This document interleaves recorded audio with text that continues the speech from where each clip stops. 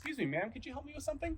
Hi, yeah, what can I do for you? Oh, I'm sorry, I thought you were a woman because of your long hair. Oh, no worries. Yeah, I do identify as a man. I like to use he, him pronouns, but I keep my hair on the longer side, so it's an honest mistake. Well, I apologize. I was just wondering if you could tell me what kind of birds we're hearing out here. Yeah, sure. It's easy enough to misgender someone if they have the external appearance of what traditional male and female appearances look like. However, gender expression and identity are topics we should all be more aware of. You might be asking, what do you mean by gender expression and identity? Simply, gender expression is how someone dresses, their name, hairstyle, voice, and mannerisms. Gender identity is how someone internally expresses themselves, and largely expressed by the use of pronouns. The most common pronouns that are used are she, her, he, his, and they, them. As you saw at the beginning of the video, Scott made the initial impression that he was approaching a woman based on the long hair he saw from the back. Ranger Rob corrected him politely with his pronouns. However, there is every chance that the park ranger would not have let Scott know his pronouns, and in most first interactions, not everyone outwardly says their pronouns right off the bat. When interacting with new people, it's best not to assume their gender identity right away. It's best to start off with asking their name first.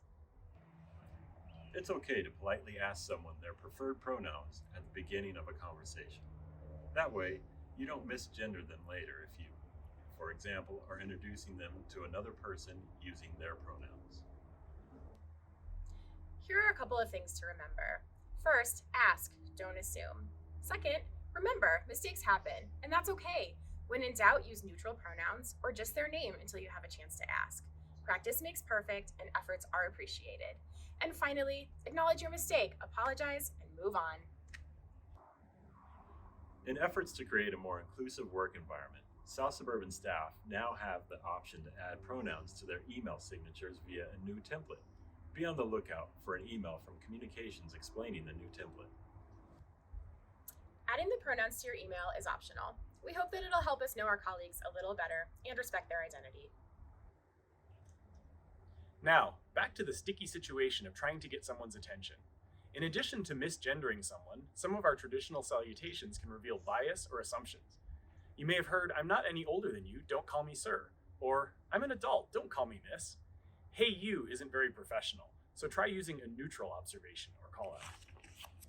There are many other ways to address people that don't fit with South Suburban's professional image, such as honey, Sweetheart, dude, Dude, I can't use dude. bro, or buddy, at least when speaking to adults. Think about using a neutral observation or just an exclamation to get their attention. Like, excuse me, that area is closed. Or, you in the blue hat, you dropped your keys. Thanks for taking the time to watch this video. As always, feel free to contact the DEI committee if you have any questions or reflections.